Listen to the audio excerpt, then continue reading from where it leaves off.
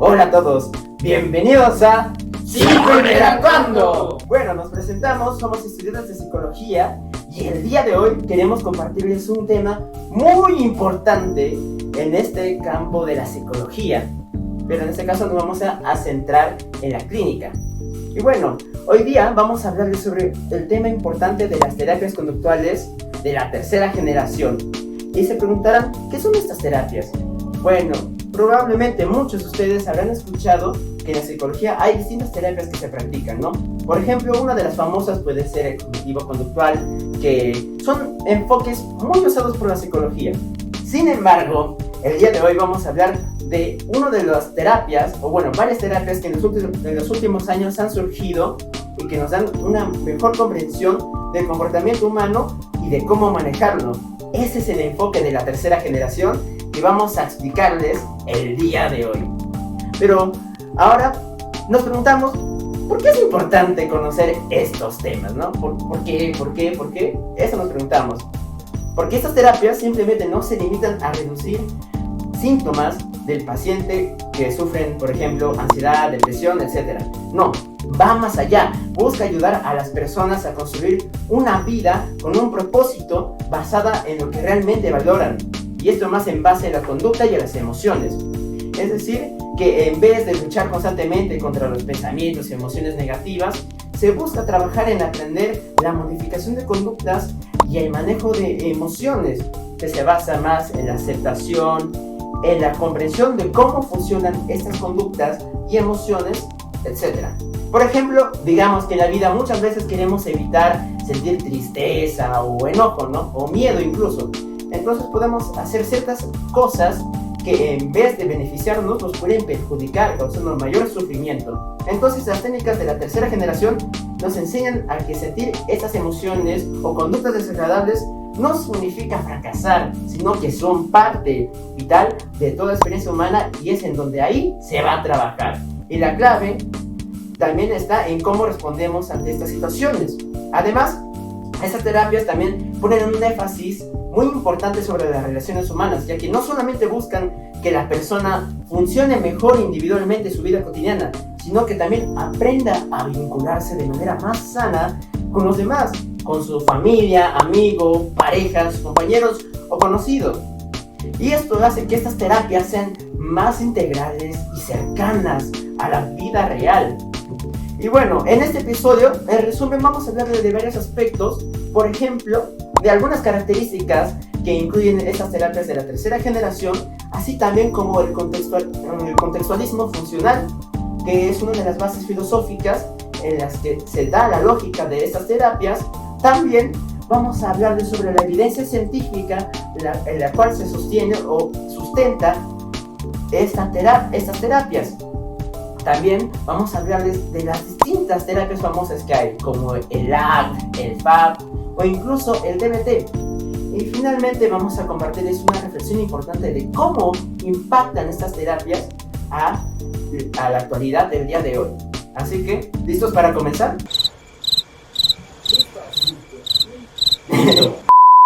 Bueno, compañeros, justamente el día de hoy vamos a hablar sobre las terapias de la tercera generación, en donde nos referimos que es un conjunto de enfoques psicológicos que aparecieron justamente durante los años 90, ¿no? Que justamente representaron un cambio muy profundo en la manera de justamente de nosotros como psicólogos poder entender el sufrimiento y las conductas humanas.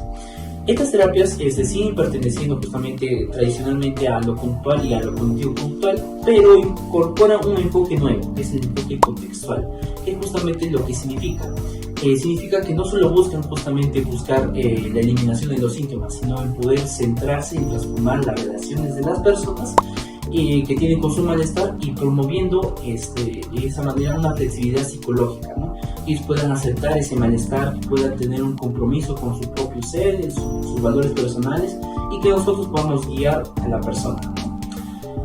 Como primer punto principal de todas las terapias vamos a hablar de las terapias de la primera generación, que estaba marcada justamente como el tema de la terapia de la conducta clásica, que se menciona mucho el tema del condicionamiento operante clásico, donde justamente sus técnicas principales fueron la desensibilización sistemática, la exposición y los programas de refuerzo como la economía de fichas. También tomando como segundo punto principal las terapias de la segunda generación, que justamente surgieron en los años 70, ¿no? Ya que estos daban la importancia a los pensamientos y las creencias, ¿no? De ahí justamente nació el tema de la terapia cognitivo-conductual, y su eje principal fue justamente el tema de la reestructuración cognitiva, ¿no? Ya que esta ayudaba a modificar las emociones y las conductas de las personas. Y por último pasamos al tema de la tercera generación, que justamente es muy distinto, ya que justamente su interés fue en cambiar el contenido de lo que justamente la persona siente, ¿no? O piensa. Cambiar justamente esas funciones por otros eventos psicológicos que cumplen, por así decirlo, una función más positiva en su vida, ¿no? Tomando esos malestares o esos pensamientos negativos, ¿no? Haciendo que esta persona tenga una experiencia interna consigo misma, de manera que pueda tener una sintonía mucho mejor, ¿no? Consigo misma, y de esa manera poder valorar cada experiencia que vive. Esto se puede reflejar en varios cambios clave que podemos observar. Primeramente, al inicio, como pudimos retratar el tema de la eliminación de síntomas y el sufrimiento, se entiende que justamente el objetivo antiguamente era poder justamente actuar acorde a nuestro malestar, ¿no? Justamente el tema de la tristeza, el dolor era muy común en esos tiempos, ¿no? Pero actualmente el tema de la observación, el tema de los cambios, justamente de las distintas terapias, nos ayudan justamente a poder mejorar, a definir mejor las acciones que toman las personas, a poder justamente centrarse en esos déficits que tienen, pero promoverlos a que sean fortalezas, a que puedan ser su foco de atención y que puedan mejorar esos aspectos, ¿no? Para que puedan sentirse mucho mejor y se sientan más valorados ellos mismos, ¿no? Al vivir esas experiencias y tomarlas de manera positiva. Así pueden ser esas experiencias como unas enfermedades o conductas que no van de acuerdo a su forma de ser, ¿no? Conductas tales tóxicas, etc., ¿no?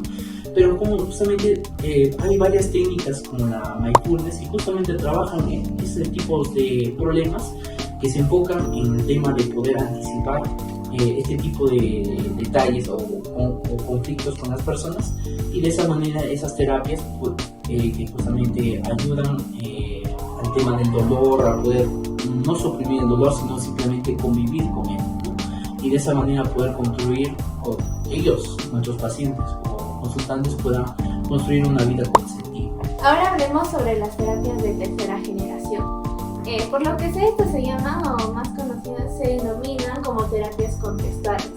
Y todo esto por una sola razón específica, en la que el contextualismo funcional presenta una perspectiva que transforma por completo la manera en cómo lo vemos o cómo lo podamos entender y tratar el sufrimiento psicológico.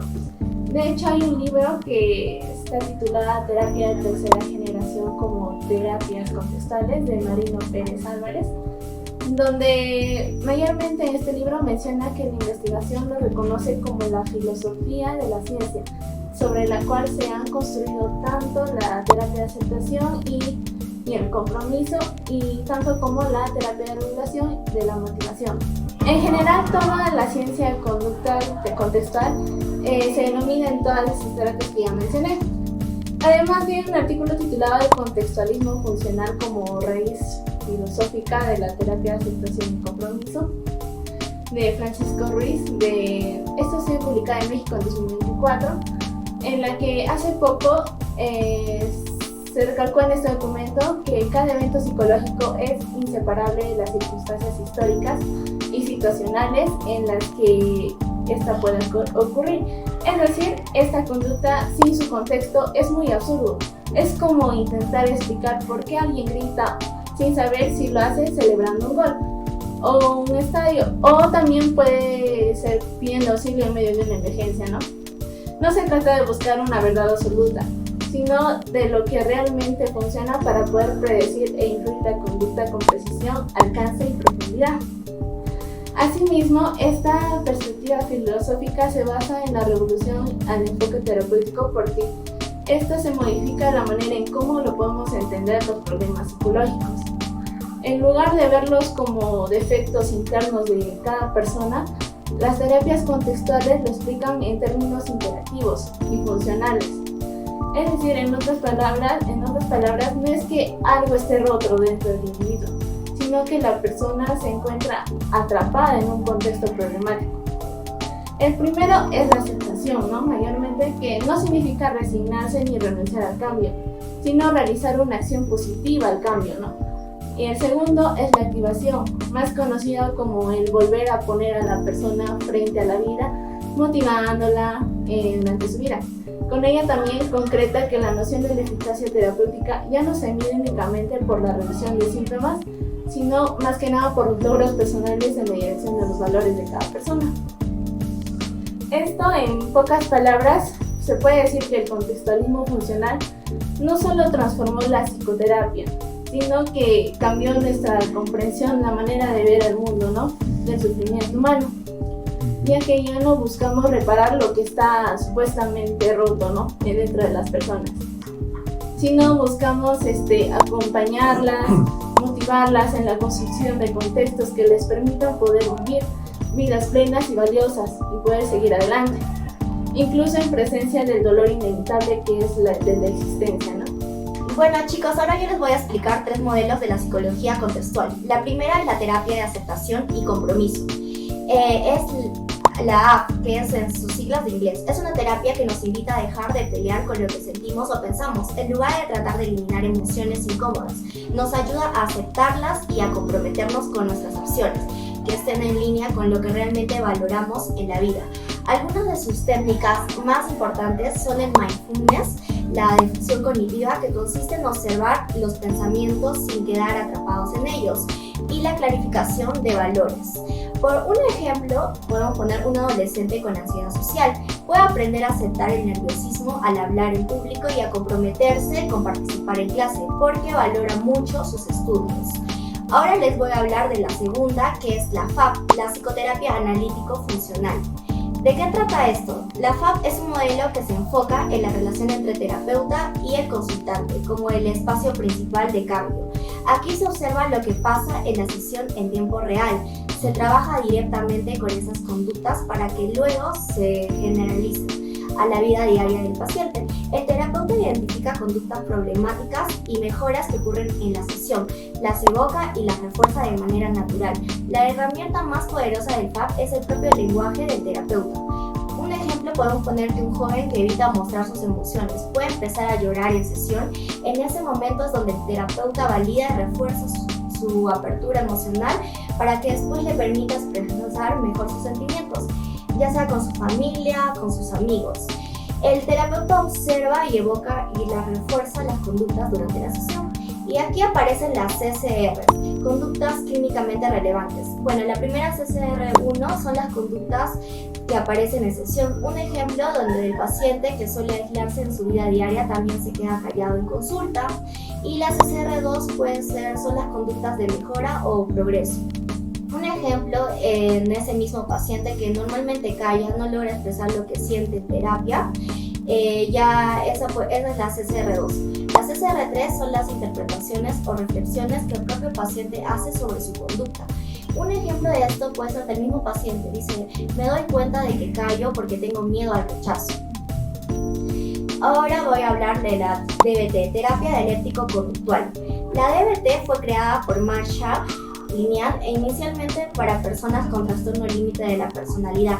Combina estrategias conductuales como el mindfulness y fisiología dialéctica.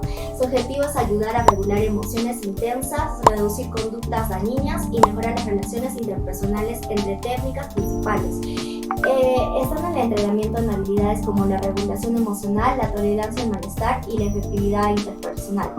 Un ejemplo de esto puede ser cuando un adolescente tiene conductas autoagresivas.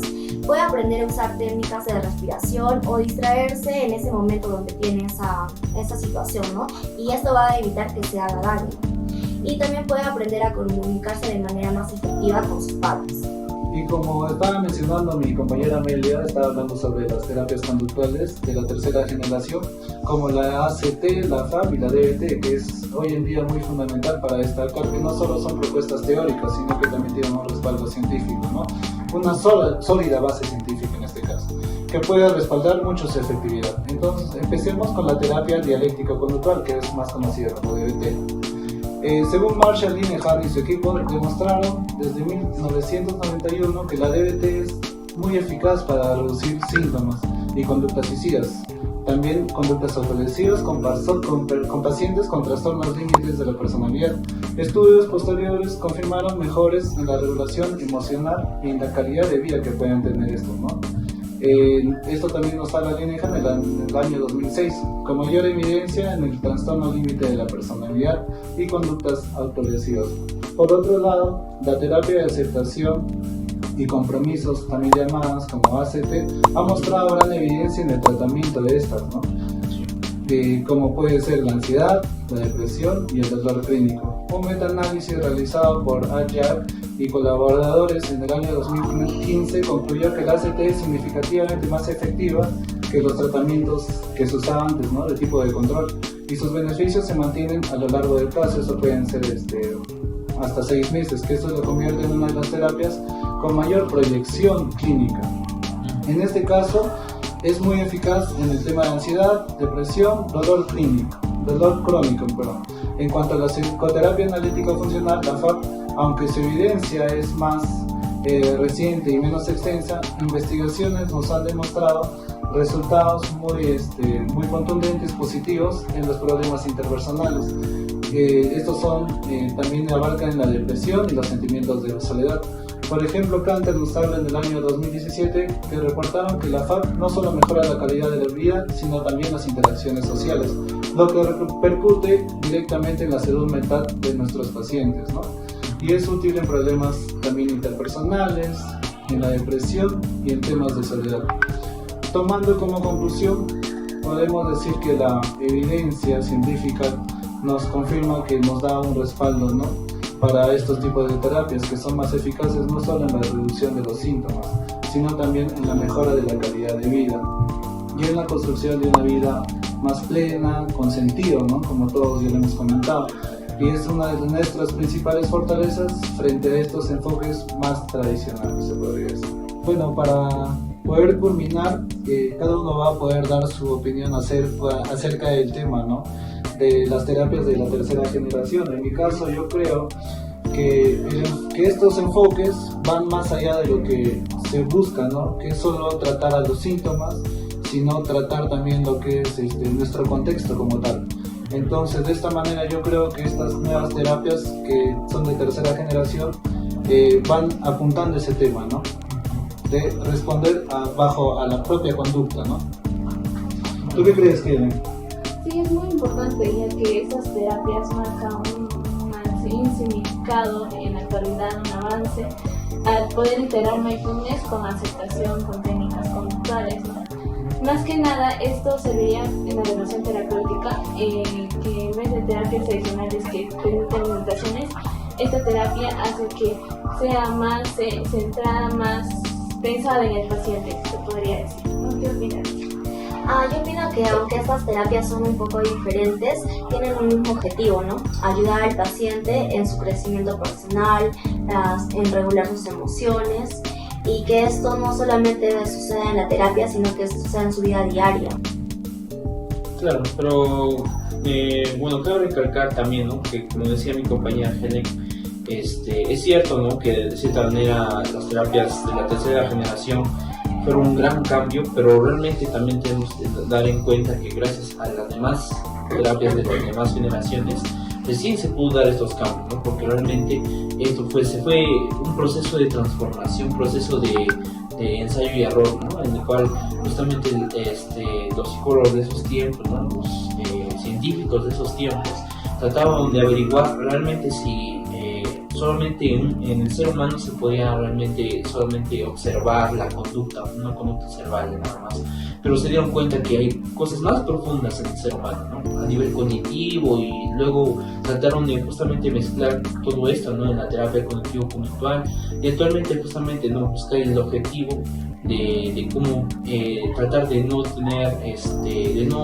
dejarnos influenciar por esos pensamientos irracionales que a veces nosotros como seres humanos, ¿no?, fuimos progresando, ¿no?, y gracias a que las conductas y demás, pues justamente hicieron una repercusión, ¿no?, en el tema de pensamiento y sentimientos de cada persona, ¿no? y eso es lo que yo consideraría, a partir de que justamente las terapias actuales pues van a ser incluso un plus, incluso actualmente podría mejorarse incluso más. Claro, tienen razón, chicos. Cada uno tiene un punto muy válido.